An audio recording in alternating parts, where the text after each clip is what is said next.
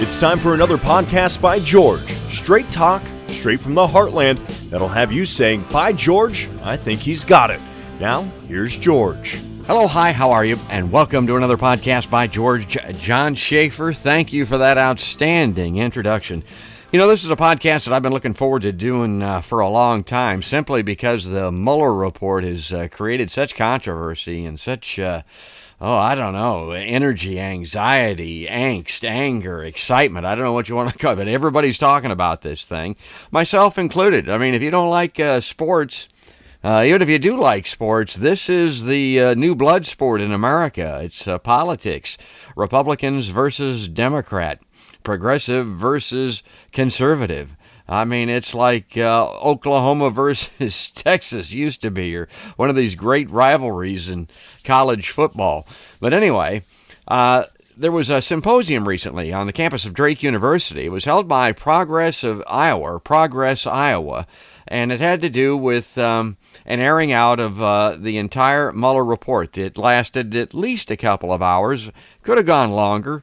People were really engaged, a lot of questions being asked. It was just a great event. So I had the recorder going. I got an opportunity to pose some questions myself, and I wanted to share that with all of the podcast by George listeners. Now, to get us started here, Progress Iowa, on its website, bills itself as a statewide organization powered by a community of nearly 70,000 progressives focused on research, education, and advocacy.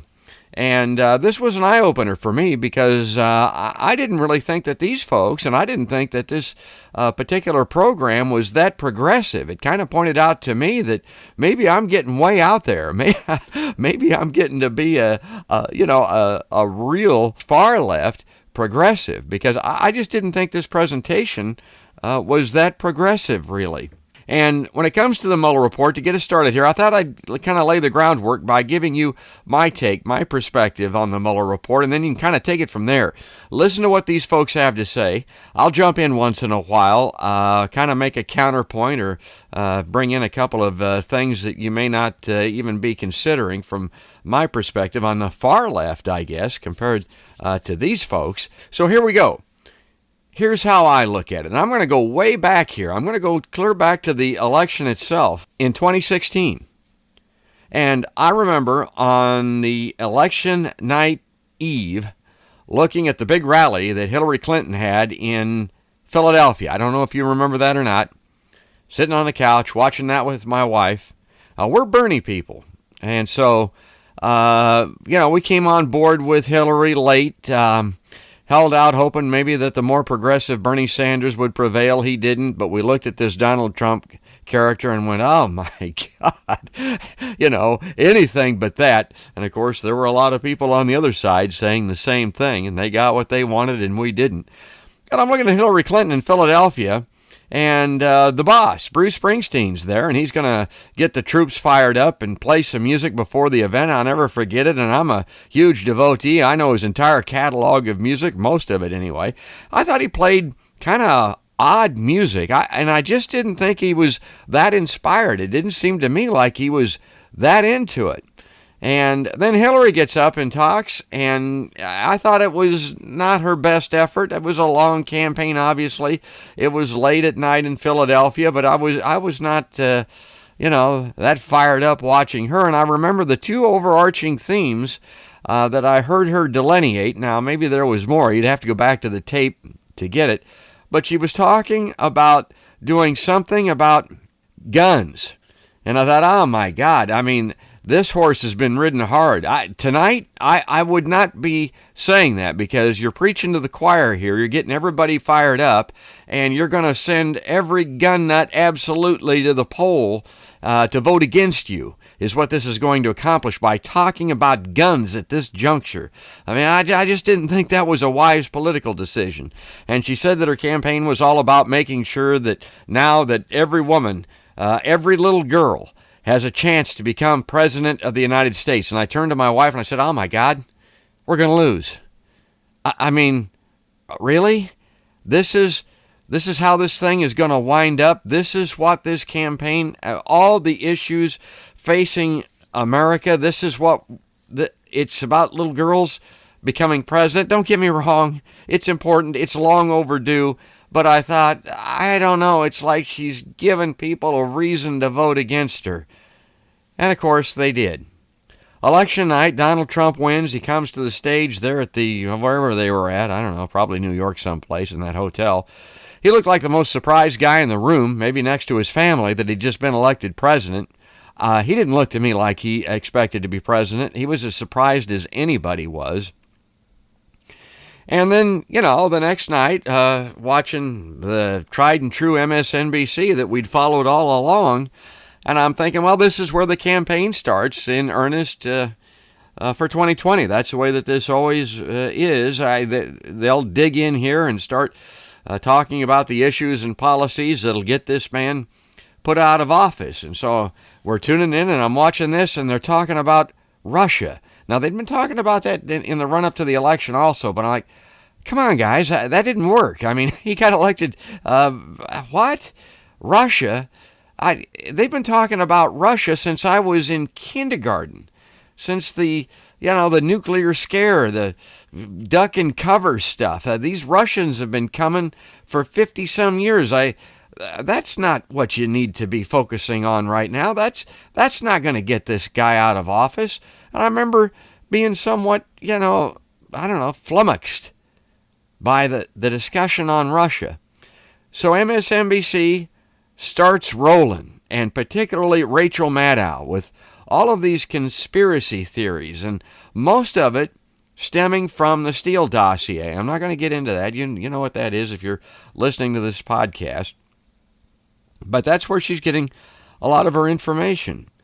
And we follow this, and a lot of this stuff is kind of ookie-kabuki secret stuff, and the people that she's having on her show are all of one mind, of course, which I don't like. There's no two sides to this issue. But all of a sudden, these guys start popping up that are these names from the past that are not what you would call compadres. These are not the liberal progressive minds that I'm wanting to see get this Donald Trump character out of office. And very soon thereafter comes the revelation that Donald Trump and his campaign are being investigated for collusion, and that's Trump's word, really, but for conspiracy with the Russians, and a guy named Muller is going to be doing the investigation. Now, alarm bells start to go off with me a little bit. I'm thinking to myself, this is that FBI spook? Isn't this the guy that appeared before Congress and said that Saddam Hussein had weapons of mass destruction, and that in his mind, not only that he had them, but as his position as director of the FBI, it was his belief and his duty to warn the American public and the Congress that if given the opportunity, Hussein would use them domestically here in the United States. Hey, isn't that guy? And I thought, this is the guy that's going to investigate Donald Trump. This is the guy that we're going to put all our eggs in the basket for. Mueller?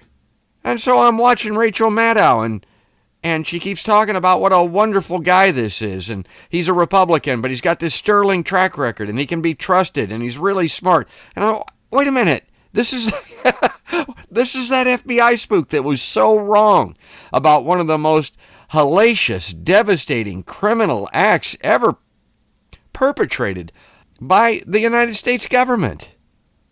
I mean, criminals may be a strong term, but my God almighty, we went into Iraq and took down that Saddam Hussein because of guys like Mueller and killed almost 500,000 Iraqi civilians, innocents, in the process, turned the country upside down, allowed a bunch of terrorist assholes to pop up in a country that heretofore hadn't even had them there. It was just a flaming disaster. Couldn't have been worse. Mueller? It's Mueller time, people said. And I'm like, no, I don't, it ain't Mueller time with me. That ain't funny. I don't like this guy. I remember him. And I'm watching Rachel Maddow, and all of these Donald Trump and Russia connection things are coming up. And I'm thinking to myself, okay, now here's how I see it. Donald Trump is running for president with all of these, 20 or so Republican candidates. Remember that? Bunch of those guys. God, they were bad.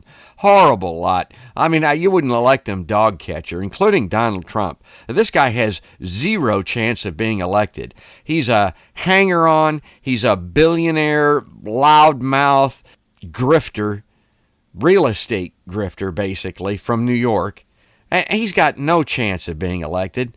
He's just going to stir things up and further his own celebrity. And I'm watching him in the debates, and he's carrying on, and he says all of these ignorant, outrageous things, obviously with no intent or belief that he's going to be elected. But there is one thing that Donald Trump does have in the works that he can use his candidacy to further, and that is big business in Russia. He has a Trump Tower pending. Like, I don't know, the tallest building in Russia. Another boondoggle that's probably going to fail, just like his other real estate holdings. But, that's really what he's pointing towards. And I'm thinking to myself, oh, okay, this guy's on the campaign trail now, saying all of these outrageous things about Russia, and most of them favorable, and how he wants to buddy up to Putin, and how he's going to invite him, and they're going to get along, and the world's going to be better for this. And I'm thinking to myself, well, there's a little bit to that. I mean, why not have a détente, or why not try to get along with these guys and see if we can't do a little better? But this guy is undoubtedly saying that because he wants to further the likelihood of getting that tower in Russia. But nobody's paying any attention to him. Nobody cares anything about that except for one critical element of American society: intelligence agencies, CIA, FBI, organizations with people whose entire careers are staked on the adversarial relationship between America and Russia. They're paying attention. That's what they do. That's their job. That's why they're here, literally, like it or not. So, okay, Trump gets elected, and to the surprise of everyone, and he's got this huge track record of saying all of this nut job stuff about Russia because of his business connections. So, back to the Rachel Maddow show, back to MSNBC, back to Chris Hayes, all of these people that, I paid a lot of attention to. I thought a lot of their reporting was really good. I thought Maddow's reporting during that Gulf oil spill thing was outstanding, and I've always liked the way that she's been able to present things on the air and how she's been able to put things together. And I've got a little bit of a journalism background. I know what it's like to come up with this stuff, and it's outstanding. She's very good. I've said this on the podcast before. But all this information that she's getting is very one-sided, and it's the kind of stuff that can't be second-sourced. And I'm looking at the show, and the people that she's having on, and all the while this Muller report is pending, the sources that she's having on about Russia are CIA spooks. Guys like Jim Clapper. You know who that is? Yeah, Google him. CIA spook. You got to remember here, I'm from the 70s. I'm an old hippie. These guys, these FBI and CIA guys, they're not my friends. They're not the kind of guys that I want to hang out with. These are the kind of people you want to stay away from. And I don't trust them any further than I can throw them. Why? Well, look no further than the most recent incident that everybody got hosed on, the news media particularly, and that is Iraq and the weapons of mass destruction. They weren't there, folks. George Bush had a little comedy skit about it. Remember him looking underneath in his desk trying to find the weapons of mass destruction? All those people got killed. 6,000, I think, U.S. soldiers, and 10 times that many maimed for life, and all of those innocent civilians over there. Colin Powell appeared before Congress showing CIA photos or spy photos, or I don't know, what were they? The surveillance satellite photos of these trucks that were transporting the weapons of mass destruction through the streets of Baghdad. Turned out to be ice cream trucks. Yeah, Literally. I remember that. These are the guys. Jim Clapper and John Brennan, who Trump got rid of, and he was on there doing everything but crying his eyes out over losing his job, it appeared to me like. I ain't trusting that guy either.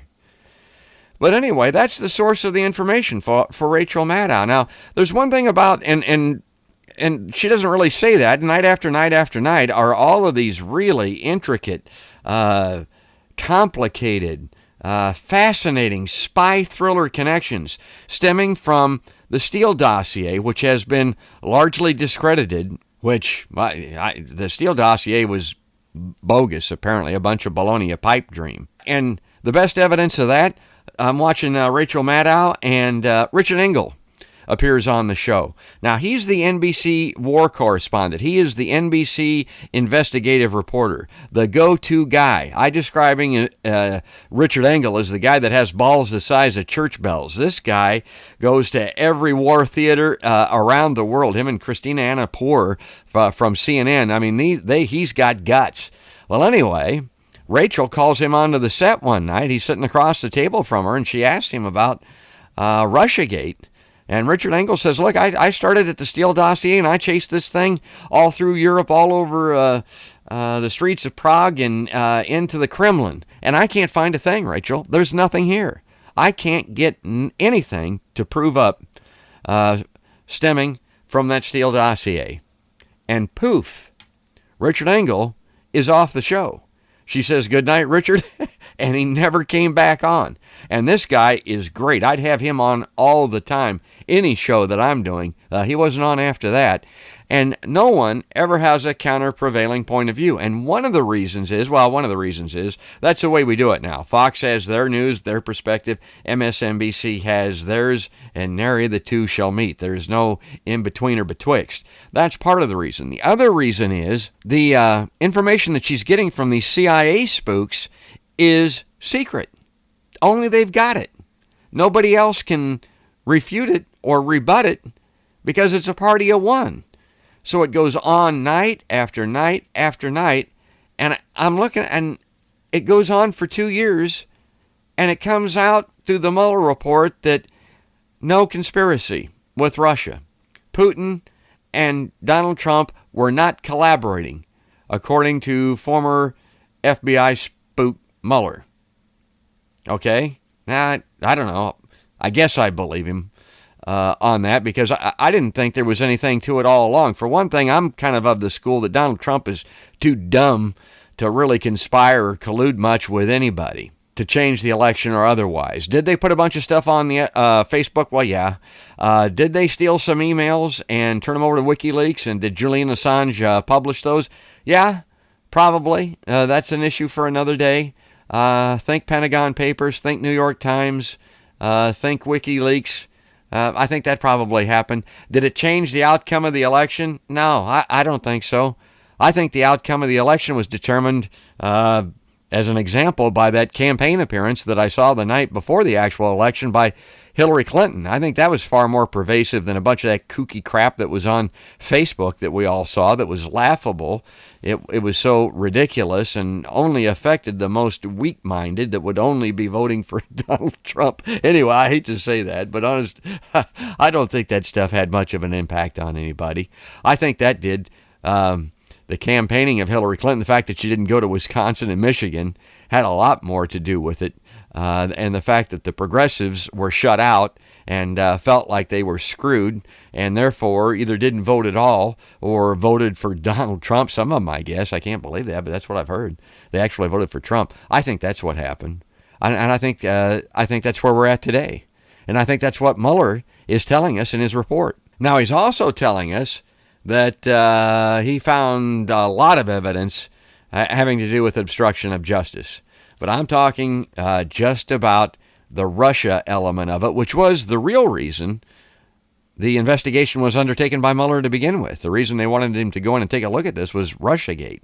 And I think, just to wrap this up from my soliloquy, my thinking is this probably in the long run helps Donald Trump because he's going to be able to use this Mueller report to reinforce what he's been saying now for the entire 2-year span. No collusion, no collaboration. He knows that he's too dumb to have collaborated or colluded with anybody to do anything that would actually do something as monumental as overturn an election or actually infringe upon our electoral process. That ain't Donald Trump. The guy just didn't, he didn't do that. Was he talking good about the Russians to further his Trump Tower deal? Yeah. Does he know that? Yeah, I think he does. And that's why he was so adamant about the no collusion thing. Well, anyway, let's get back to this now. This Progress Iowa presentation entitled The Muller Report. And the speakers for this are Matt Sinovic, he's the executive director of Progress Iowa, and Brenda Cole. Now, she's a political strategist, and she worked on the Clinton campaign, 2 of them, and she's a founding member of Progress Iowa. And again, that's kind of struck me as odd. This is a progressive organization, and she's very well informed, and she understands that election very well because she got beat working for Hillary Clinton. So I think it's still fresh in her mind, and she does have good hands-on information. But I thought this is progressive. Hillary Clinton and the people that worked for her, I don't find that being particularly progressive, and that may have kind of skewed or slanted the presentation a little bit, at least from where I was sitting. So I wanted you to know that up front. So let's get started here and hear from Executive Director Matt Sinovic, and he says the purpose of his wanting to do the symposium was to get the information out and to get people to take action. And he's going to be citing some statistics here as we go along, and I'm going to post this on the Facebook page and then also on the web home at www.podcastbygeorge.com so that you can follow along. And it's a survey that they did recently of 780 Iowa voters. It was conducted by Public Policy Polling, and discovered some very interesting statistics. Now, it's a small sampling. 780 Iowa voters is not huge, so just the science of a poll like this probably has a larger margin of error because the sampling size is relatively small. But when he talks about the polling, that's what he's going to be talking about. So here's Matt Sinovic. On Facebook, there were 470 Russian-controlled accounts. They posted 80,000 times and reached 29 million people in the United States. And as someone pointed out as we were walking in, you don't need to influence the entire country. You need to influence specific areas. And they were not just posting, but they were planning rallies. They were planning events through fake accounts, through fake groups that they were creating on social media. They would contact members of the Trump campaign asking to work to send signs to these rallies that they were planning in different locations.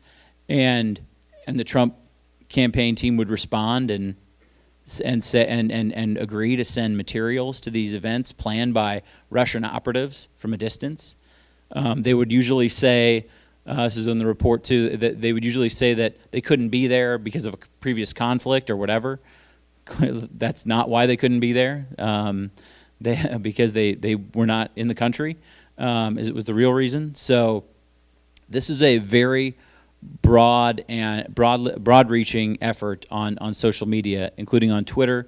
There were 3,800 Twitter accounts that were controlled by Russians, and an estimated 1.4 million Twitter users interacted with one of those accounts. So they were pushing this information out, criticizing Hillary Clinton, doing things like creating left progressive democratic-leaning groups, or labeled as such, and putting out information under those banners to discredit the left and discredit the progressive movement in addition to that. Bring up some points, some things that I'm thinking about as I'm in the crowd, and maybe you would have been too if you'd have been there. But when I hear people talk about this, I got to think back to, one of my earlier podcasts with Dr. Stephen Schmidt up there at Iowa State University. You know, countries do this type of thing. The United States in particular has been heavily involved in this type of activity in other countries, this meddling, and sometimes small, sometimes big. My God, you remember the Bay of Pigs down there in Cuba? And all of that silliness that about got us all killed, folks, back in the 60s. I mean, it ended up being serious stuff, but as Schmidt talked about with Radio Marti broadcasting into Cuba, trying to get that country to overthrow Fidel Castro, and Radio Free Europe broadcasting into the Eastern European nations against Russian concerns, and Voice of America, that is basically a very friendly leaning broadcasting service to the United States. Propaganda, folks, is what it is. But we've been doing these things on the World Wide Web in other countries, and I'm reminded here, I don't have the exact details, you could probably Google it, but it had something to do with I think a Chinese or perhaps a North Korean nuclear manufacturing facility where we hacked in and did some things, and everybody was really excited about that we supposedly halted this nuclear program on the internet. Remember that? It was on, again, I think Rachel Maddow probably 10 years ago or 7 or 8 years ago. We do these kind of things. Should we? No, probably not, because like the Bay of Pigs incidents that I referenced, it can get you all killed. But did Russia do that? Yeah, they did that. There's no doubt about it. Was it at the behest and the immediate hands-on involvement of Vladimir Putin? I don't know. Maybe not. Did Donald Trump have something to do with it? Well, only to a certain extent, probably, because remember, this is a guy that doesn't use the internet. He tweets. He can't turn a computer on. He's not smart enough to run a pocket calculator. So his involvement in something like that, it has to be pretty limited. Anyway, that's just my first jump in. Back to Matt. Here's what they obtained. 50,000 documents from John Podesta. This is probably the most well-known piece that was released by WikiLeaks in the fall of 2016. They gained access to 29 DCCC computers. That's the Democratic Congressional Campaign Committee. 29 different computers. So they had access to get keystrokes, so they could literally see what people were typing. They could take screenshots. They could take pictures of what was going on those computers, and they could get data and access to their servers.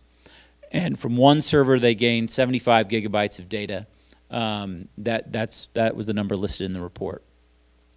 They also gained data from some of these hacks on millions of registered voters in Illinois. And then this is a direct quote from the report. They gained access to the network of at least one Florida county government. And it's just important to realize that just the breadth and depth of this. This wasn't. Again, this was a Russian military attack on our country and on our election. So what gets brought up a lot and most of the time in the news is that this was, and it was an attempt to promote candidate Trump and defeat candidate Clinton by the Russian government. But in my opinion, next time it could be reversed, and then it could go back after that. They were interested in doing that, but they were just as interested in going after our government and the way we run our elections. And that is, to me, very terrifying. I don't know. I'm probably not as terrified about it as Matt is, because I don't think it had the overwhelming effect on the electoral process that he does in 2016. Now, he's correct that if it went unchecked, unabated, it could. They could get in there and screw up these electronic voting machines, these computer-controlled voting devices around the country, and really throw a wrench into the works. But I don't know. So we'll leave that there. The thing that they did do that is the most interesting, they went into John Podesta's emails. They hacked it. They spearphished it, supposedly. Although I was told, I read somewhere, you can look it up on the internet again, that James Comey said that the emails were actually delivered to WikiLeaks, that they weren't hacked over the World Wide Web. They were downloaded, put on a thumb drive, and handed over, which means it's an inside job, means it wasn't the Russians, and so on. But, I mean, that's a discussion for another day. Regardless, the hacked emails, two things about this. One reason that they're so concerned about it is that the stuff was so damning of Hillary Clinton. It made her look bad. It was bad, folks. It showed that she was, and her campaign anyway, was lying, cheating, and stealing. It confirmed what everybody that was on the Bernie Sanders bandwagon was saying all along. They stole the election from him. They screwed him from the inside with the Democratic Party machine. Also, the debates were rigged. And some other things when this stuff came out. And it made their candidate look not too good. And they're still concerned about it to this day. So then, what did they do with this stolen material? They released it. And they did that in a number of ways. The first, really through three entities, or three different methods. One is Guccifer 2.0, which was just an invented personality that was run by Russians. So Guccifer 2.0 was one of the entities that was releasing information and communicating with people about it. And DC Leaks, they literally bought a domain, a web domain, created a website, and created a Gmail account, a DC Leaks Gmail account, and started communicating with reporters. That was it. That was as easy as that was all it took for them to get their hacked material to United States press, and a number of press picked it up. The most successful, from their perspective, distribution of all this material was through WikiLeaks.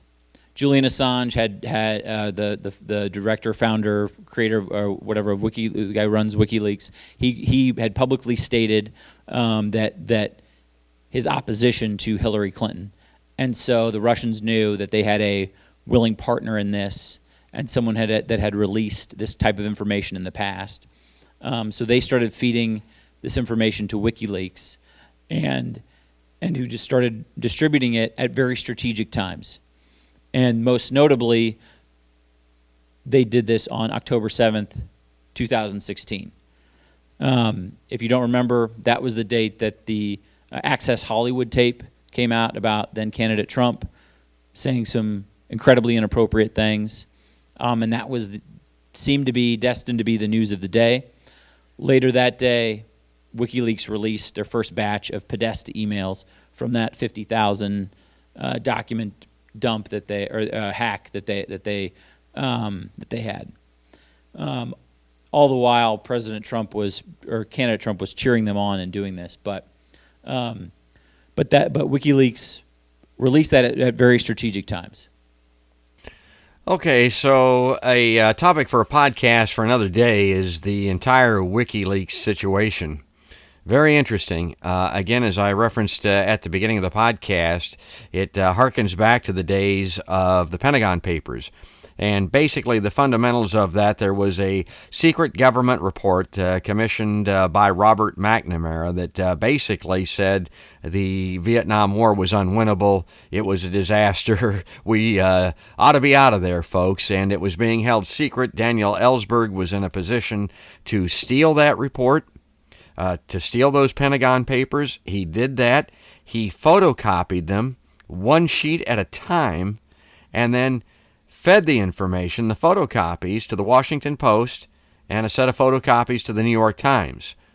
That was stolen material, government material, and it had a lot to do with the end of the Vietnam War. So it had a great ending, but it was stolen stuff released by a journalist and published by newspapers. Now, the WikiLeaks material, the stolen emails from the Podesta account and some other crap that was forwarded to Julian Assange was released. And it was also, by the way, repurposed and reprinted by some of those same newspapers. But Assange is the main guy here. He's the one that released that stuff. And in today's modern digital world, the question is he a publisher? Is he the same as the Washington Post and the New York Times were back in the 60s? If he is, then he should be absolved of releasing this information.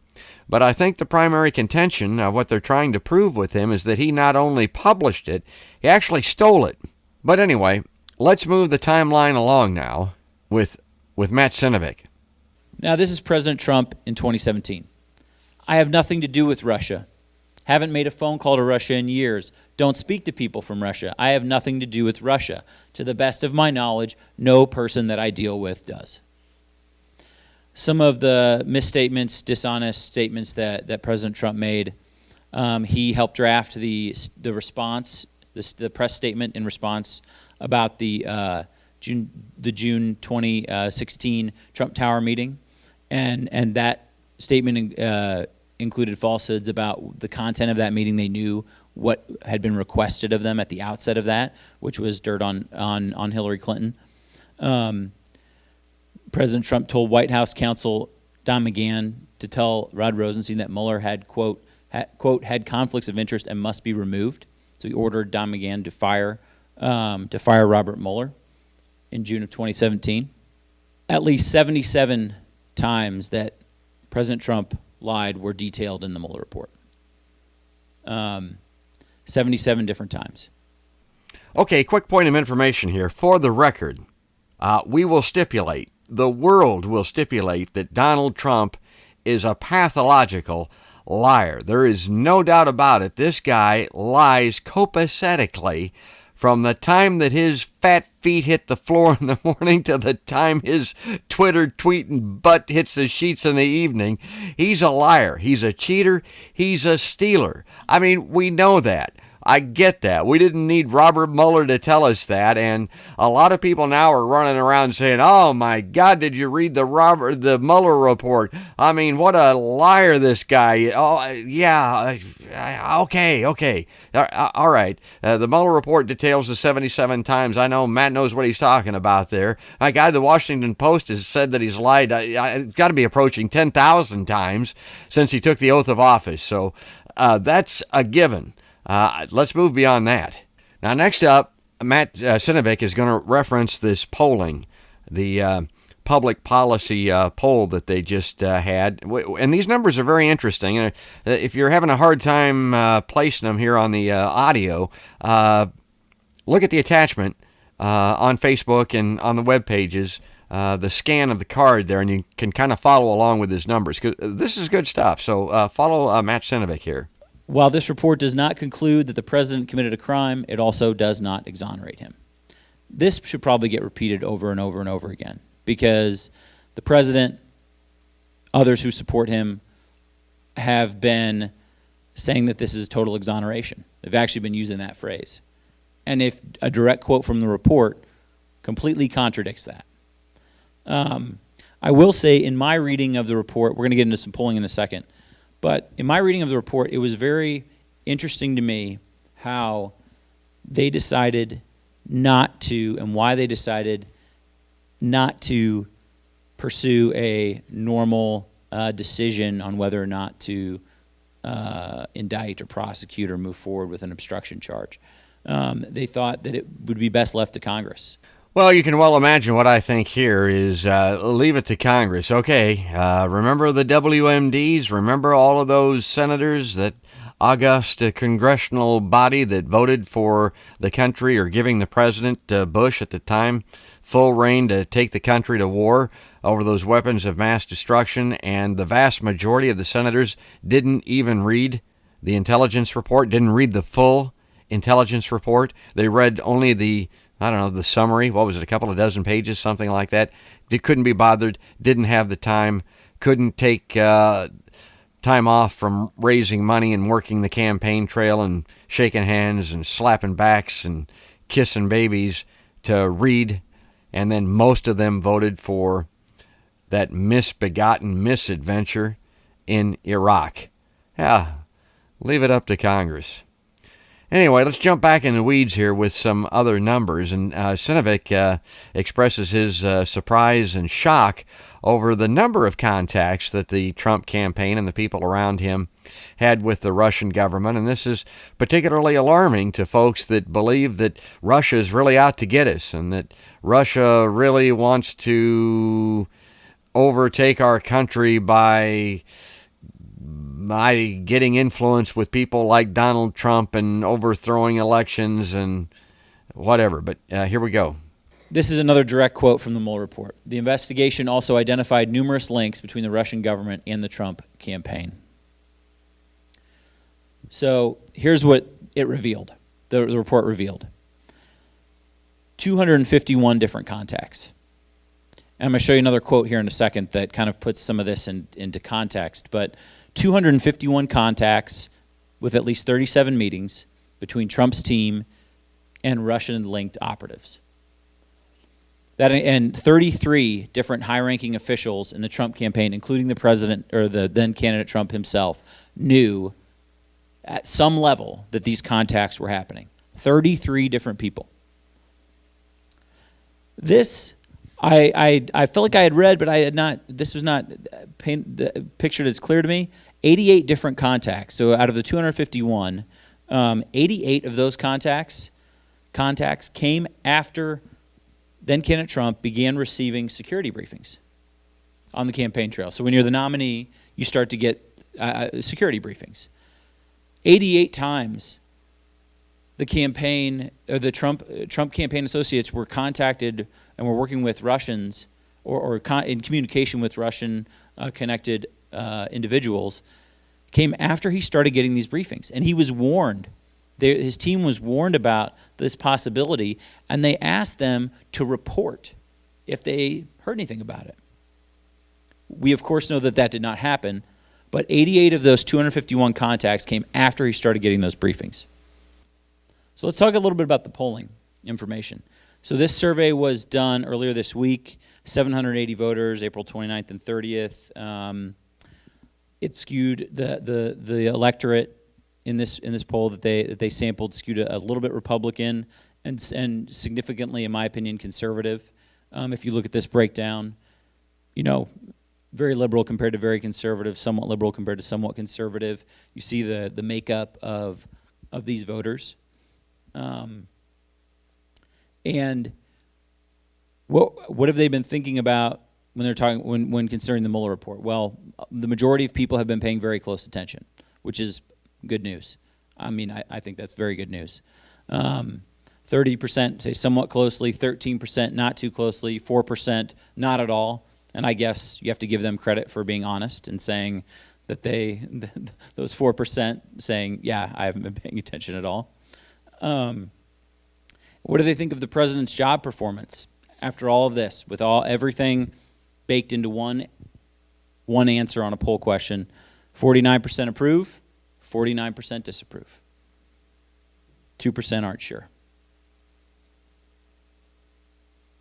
What do they think of Robert Mueller? 46% favorable impression, 26% unfavorable, 27% not sure.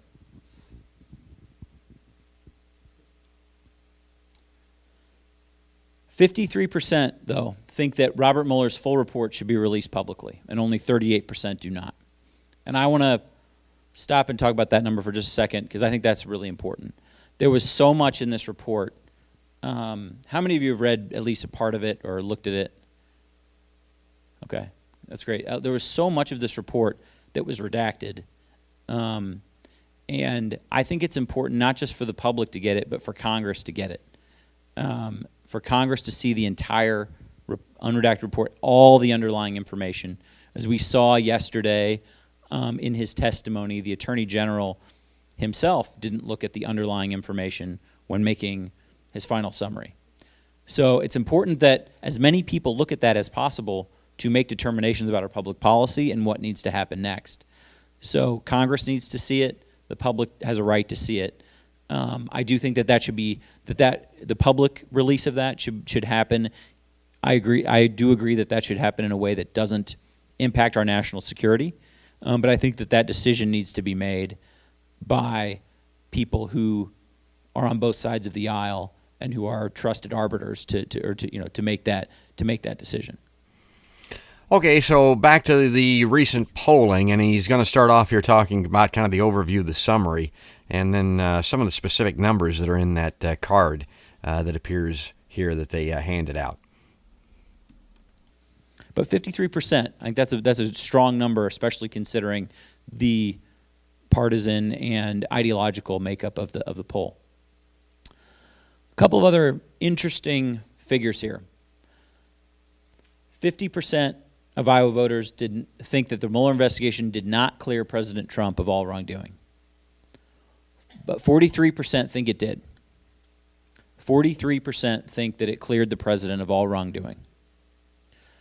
And the last, I think this is the last one, last number I want to leave you with is that 47% of Iowa voters think that Trump lied to the American public in some way about this. 46% think Trump told the truth. How many of you are surprised by some of these numbers? How many of you are disappointed by some of these numbers? Okay. Some of you are not surprised but disappointed, so which is probably maybe to be expected. I think that this polling information shows, and I think if you go back and look at the impression of Robert Mueller, I think what this information shows is that there is a large gap in and a need for an educational for information to get out there about the report itself.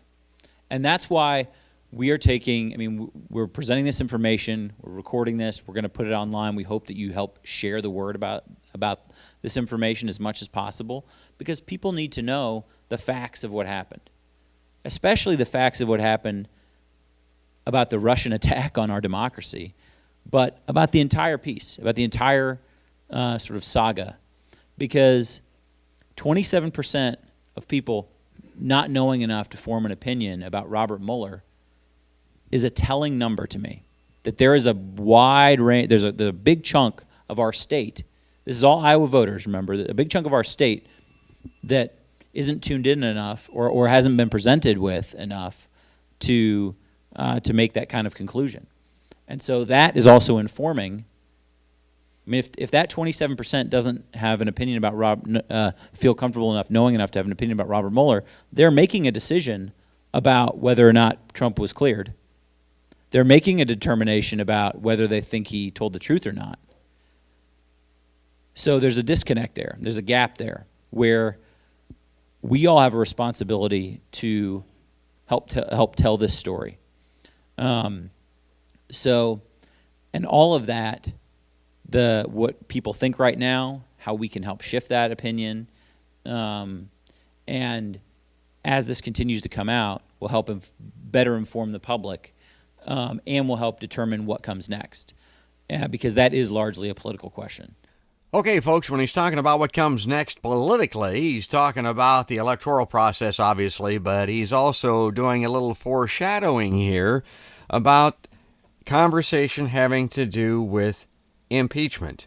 And that's when we turn our attention to Brenda Cole. She's the former Hillary Clinton campaign operative that I spoke about. And she took the microphone to talk about the political side of this, which she's very knowledgeable about. So here's Brenda Cole. There's two calculations, I think, that are happening in whether or not to move forward on potentially articles of impeachment. Well, first of all, let me rewind. There's a great article that actually Matt told me about, which is very helpful, that I read, and actually outlines this very well. And it's by, what's his first name? Mr. Cole, not relation to me, David Cole, C-O-L-E, with the New York Review. Outlines this very well. So if you don't want to read through the 400 and some pages of the Mueller report, you can read this. It provides a good synopsis. But at the end of the article, he outlines that there are potentially 4 solutions to this. That the first one is the least likely to happen is moving forward on articles of impeachment and actually going through with impeachment in both chambers. Now, there's a strong likelihood it would pass the House because of the Democratic control, but there's basically 0% probability that 2/3 of the Senate would vote to convict and remove from office because it's Republican controlled, and that majority is so is closer to a 2/3 majority on the opposite direction. The second is that the president could still be indicted when he does leave office. There's no rule that says that can't happen. There is a 5-year limitation, statute of limitations on these things, so it would fall very closely within that. Third, is that what seems to be happening right now is that subpoenas are being issued by chairs of committees in the House. Of course, the Senate had the Attorney General Barr testify, but refused to testify in the House. He went in front of the Senate because that was a friendly crowd to him, even though there are 3 Democratic presidential hopefuls on that committee, which I'll get to in a second, is that to continue to just kind of keep up the pace of indictments, or subpoenas and more requisitions for testimony, not only with the key players that Matt mentioned before in this investigation, but anybody who had communication with the Russians or who knows of communication with the Russians. That is a strategy to that, to keep that in the public sphere and to sort of, keep that conversation going. Now, the question for the Democrats to consider is there a tipping point to this where the American public decides that this is just like, I'm so tired of this, and why can't we talk about healthcare? Why can't we talk about education? Or just like, I'm done with this already. Like, why? And then the last way, of course, to change the outcome of this is for the Democrats to have a nominee that does beat Donald Trump in 2020. So there are 4 situations. None of them are easy. And as Matt showed with the polling data, as it related to the approval rating of President Trump, while it personally disappoints me that his approval rating is at 49%, personally I think it should be about 10. It doesn't make sense to me, but I also have to try to step outside of my bubble sometimes and remember that I'm not an average voter, and average voters are, not me, someone who's been involved in politics for 20 years. So I have to take a step back. But the reality of that is, of course, is that those numbers show us that President Trump is going to be very hard to beat, no matter what people think. Very hard to beat. Even with all this mess of everything, with harassment accusations and the Russian involvement and the Muller report, he's still going to be hard to beat. And that is why it comes back to this being a very, has to be a very strategic political direction. And that's why you'll see Nancy Pelosi being very, very, very cautious. And she did say something today, though, about how she does believe that Attorney General Barr did lie, and that is a crime. So lying to Congress is a crime. So don't do that if you're called in front of Congress. So that I think is the closest step for. I think we're going to take questions at the end. So if you can hold, we'll make sure we get to you, sir. Absolutely. So I think the one thing is that she's been a little bit careful. This is the first, I think, step out that you might have seen her take in kind of leading us into the direction of what she might be thinking. So, but there is also there's this political calculation from the Democrats in the House, but also I've struggled with this over the last couple weeks, is that part of the constitutional duty of the House of Representatives is exactly this. Part of their job is to do this and go through the process and investigate and get to the truth. So, and to think about how does this impact our democracy moving forward? What precedent does it set either way? And so, and some people would say is that there have been circumstances along the way where the Democrats have decided to sort of let the election decide and let the election decide and let the election decide. When Merrick Garland, when former President Obama nominated Merrick Garland for the Supreme Court, the Democrats said, well, the election will fix it, because he didn't get a hearing. And the Republicans stalled on that. And then there was evidence of Russian hacking. Well, did we think the election was going to solve it? Well, it didn't. And so there has to be a point, I think, where I think the Democrats do have to decide how strongly they're going to stand up for the Constitution and for democracy. And when does that trump politics? Sorry, no pun intended there. But when does that go above politics?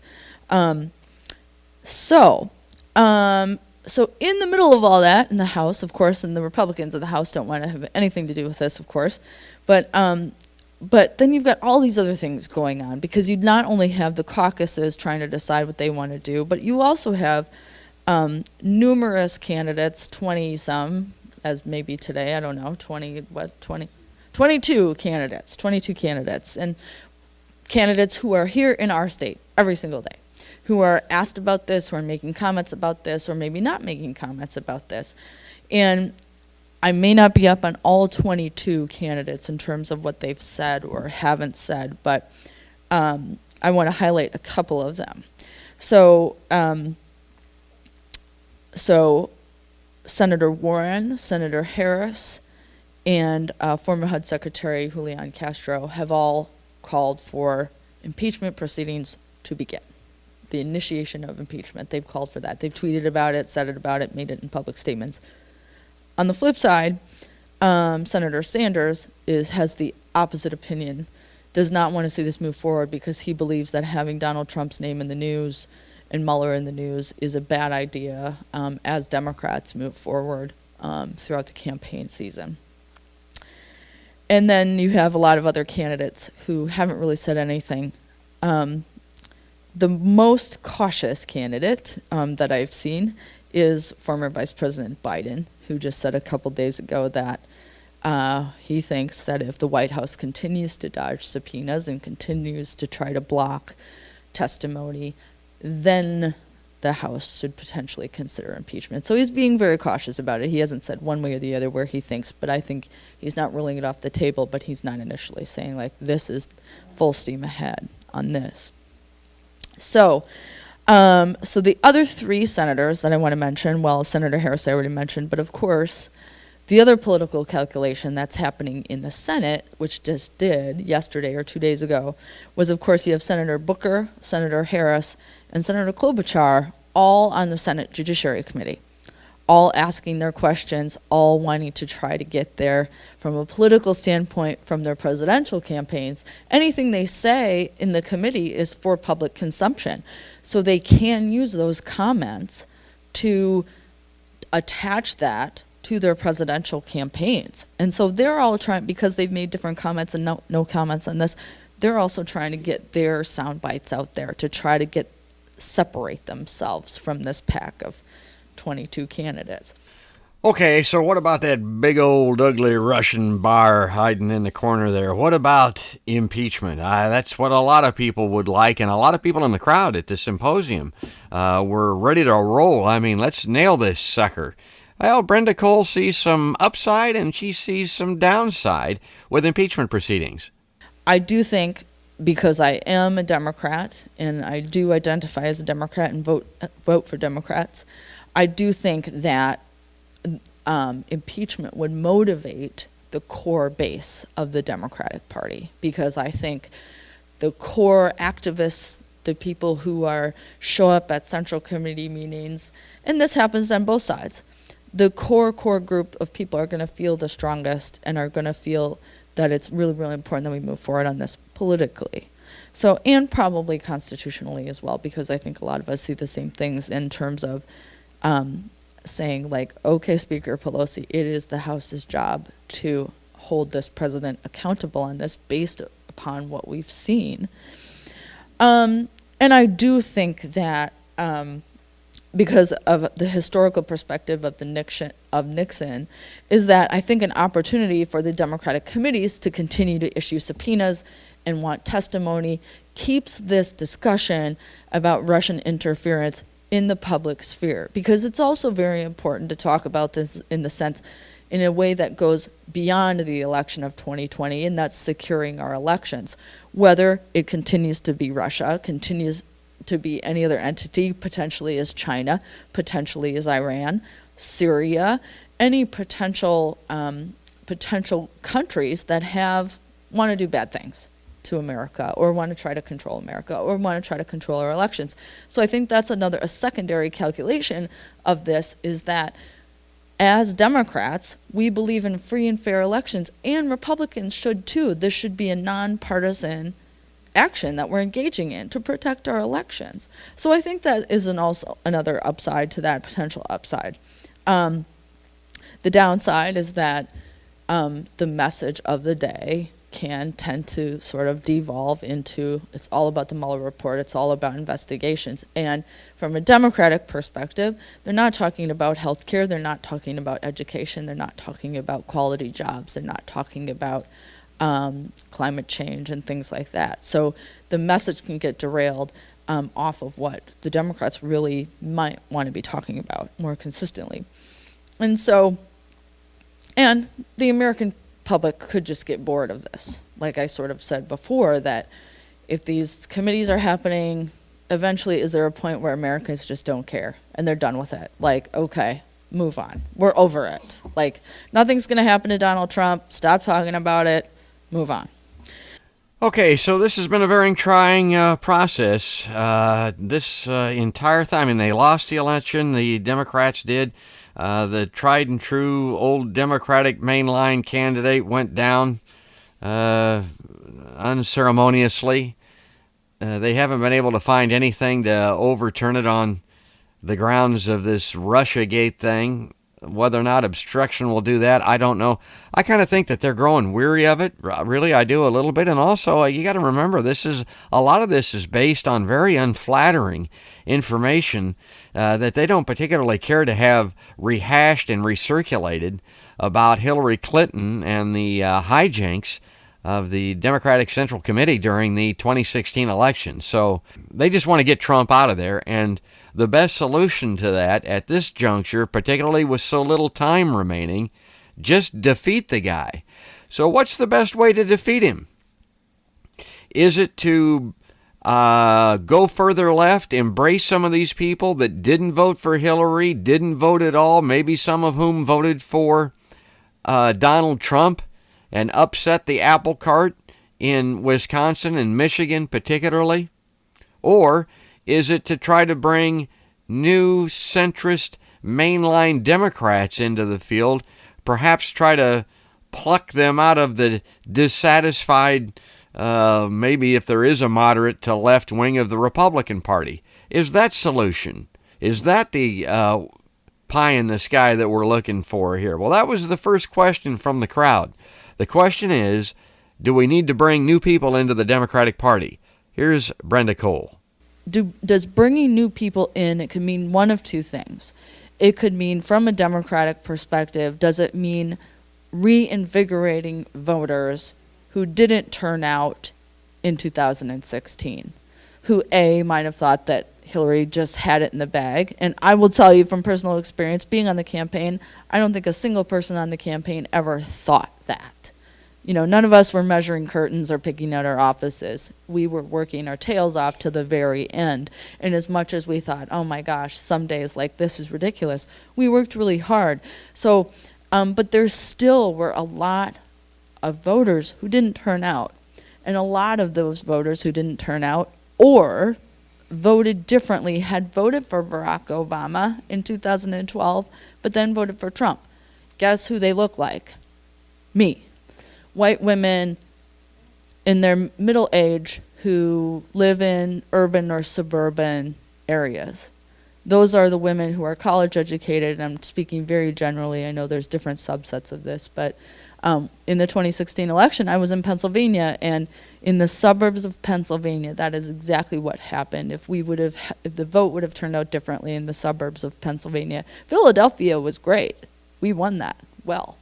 But the suburbs where there were people that looked like women that looked like me, and who didn't vote the way they did in 2012. So I think there's that perspective, is trying to find those women, trying to turn them out, and expanding the tent, or working to turn out Latinx voters, Latino voters. I think the capacity of African American voters is very, very, very, very high. So it's, in the 90% in terms of voter turnout.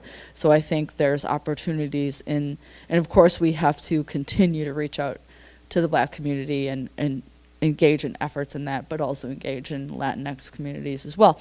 So there's that perspective, but then there is that perspective, which I think is a tougher way to go, which is trying to find that 2% of no party voters or independent voters who half of them go one way, half of them go another. So from a Democratic perspective, what is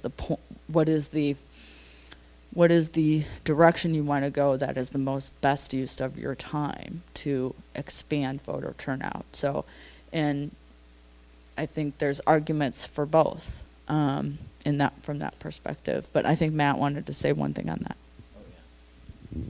I was just going to say, if you're pissed off, if you're motivated, keep showing. I mean, showing up to an event tonight, showing up to not just one candidate's events, but keep doing that. If you don't like what you're seeing from what they're doing, tell them. I mean, we have a front row seat here, and we can have a strong voice in how these campaigns operate. And the last thing is, if you want to keep seeing events like this or activities like this, you can sign up. If you sign up on the clipboard, we do have a clipboard here. If you saw it. If you didn't see it, it's out front. You can go to our website, progressiowa.org. There's a reason it's up here at the end. You can sign up. You can donate to help us do polling and research and things like this. So, and it's not just us. There are a bunch of great organizations and candidates and groups out there that are doing things. So I don't mean to oversimplify it either, because it's not an easy process. And I get the anger. I feel it too, that's out there and that you're feeling. But there are a number of outlets, including, selfishly promoting our own organization. So I wanted to make sure and mention that. Okay, so I think to myself, it's about time to cut to the chase here and get Podcast by George on the record here with a question that I think really gets to it. Because there's so much angst in the audience. Everybody is so flummoxed and perplexed and exasperated and frustrated with their families and friends and neighbors that are voting Republican and supporting this ghoul, Donald Trump, and will again in 2020, and they know it. So is the solution more mainline Democrats, particularly coming from the Republican Party? And I stood up to say, I don't think it's happening, folks. I mean, the name of the organization is Progress Iowa, so the solution might be bringing more progressives to vote Democratic. But that's a challenge, since the candidate that Cole worked for, many of the nation's progressives believed, ripped them off in the primaries, including here in Iowa, preventing a win by the more progressive candidate that they could have and would have supported, which was Bernie Sanders. So I stood up to add a moment of clarity, and I said, look, folks, here's the deal. Here's what's happening with your friends, families, and neighbors. They are never going to vote Democrat. Not because of Donald Trump, not because of anybody, because they will never vote for someone they believe might vote anti-gun, might vote pro-abortion, might vote to raise their taxes. It ain't happening. It's never going to happen. So what we need to do is focus on the 2020 election with a more progressive agenda. And I pointed out to them Well, first of all, I pointed out the bad news. I mean, you start with the bad news, then you give the good news. The bad news is, and you've heard me say this on the podcast before, most incumbent presidents do get reelected.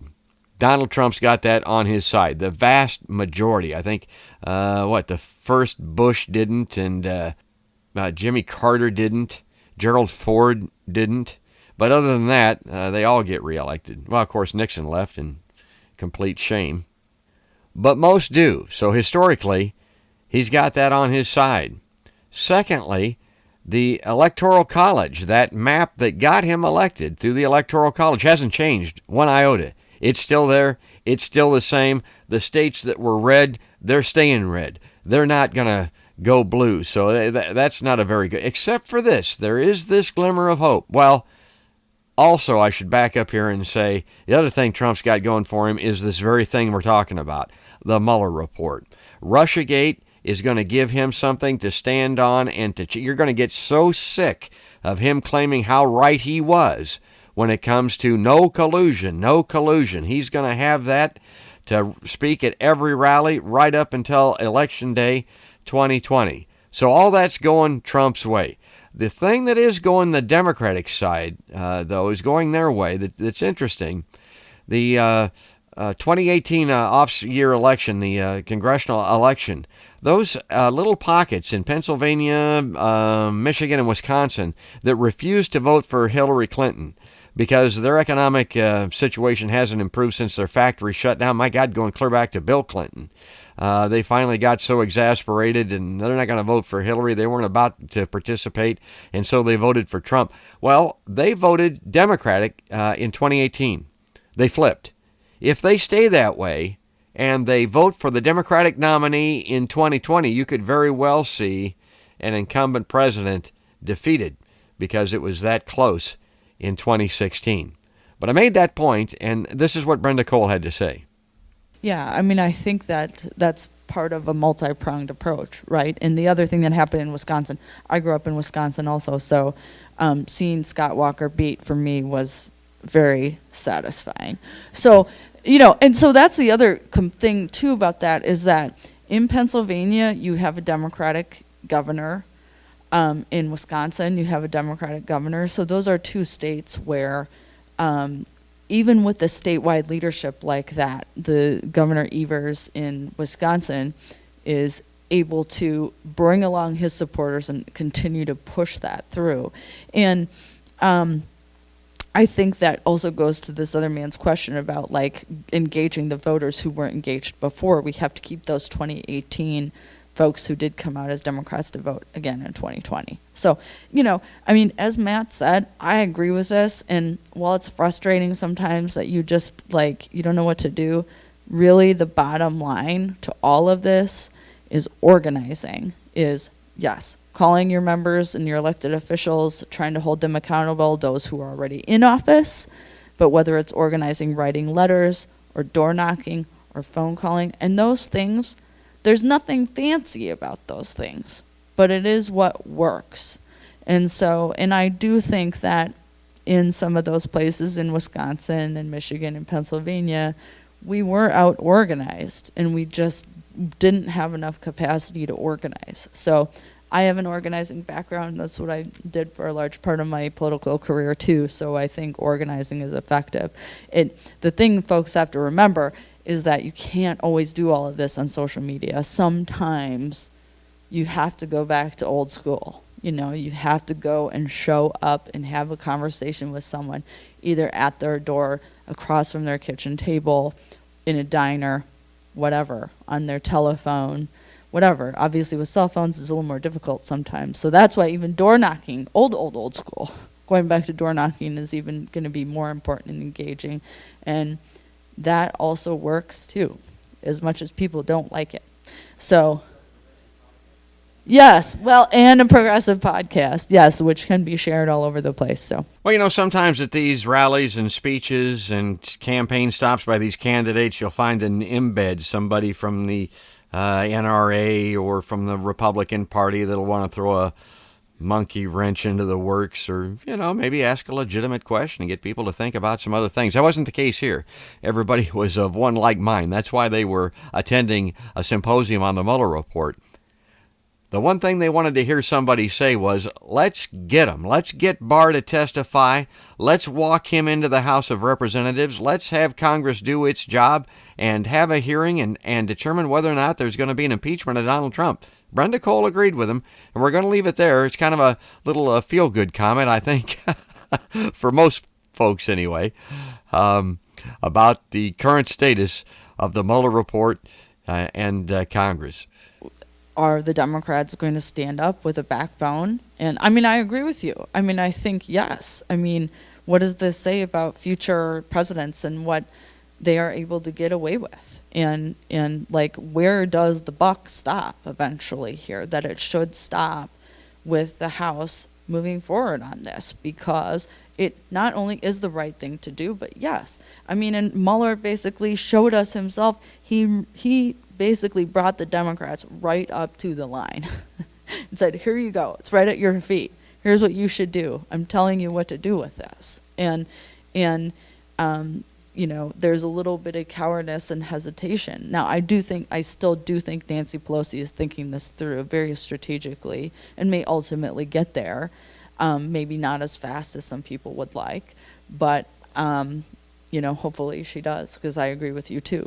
But the legal argument is also political in and of itself, because it is the right thing to do, and it's a political decision to say this is the right thing to do, to move forward on that. So I think we're willing to stay after and visit with folks as much as you want, or help provide you resources and things like that. We just have to wrap for the night. Thank you to everyone for coming. We really appreciate you taking the time tonight to be with us. So thank you. So there you go. Let's leave it there. It's gone on long enough. This is one of the longer podcasts that I've ever done, but it's a fascinating subject. It's top of mind with everybody. I hope you enjoyed it. I hope you found it informative, maybe a little bit entertaining even. But for right now, we're going to step away and encourage you to check out Podcast by George on Facebook. You can like us there. Follow us, please. We need all of the followers and likes on Facebook that we can get. The same thing on Twitter. Visit the homepage. Leave us a comment. There's even a phone number there if you want to give me a call and leave a recorded comment at www.podcastbygeorge.com. It's always good to hear from the listeners, and we'll be back very soon with more news, blues, interviews, maybe some hockey here. We're in the Stanley Cup playoffs as this is being recorded.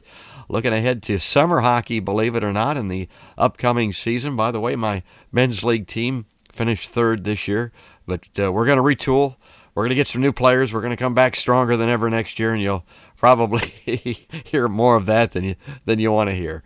But for right now, everybody, thanks for listening, and that's another podcast by George.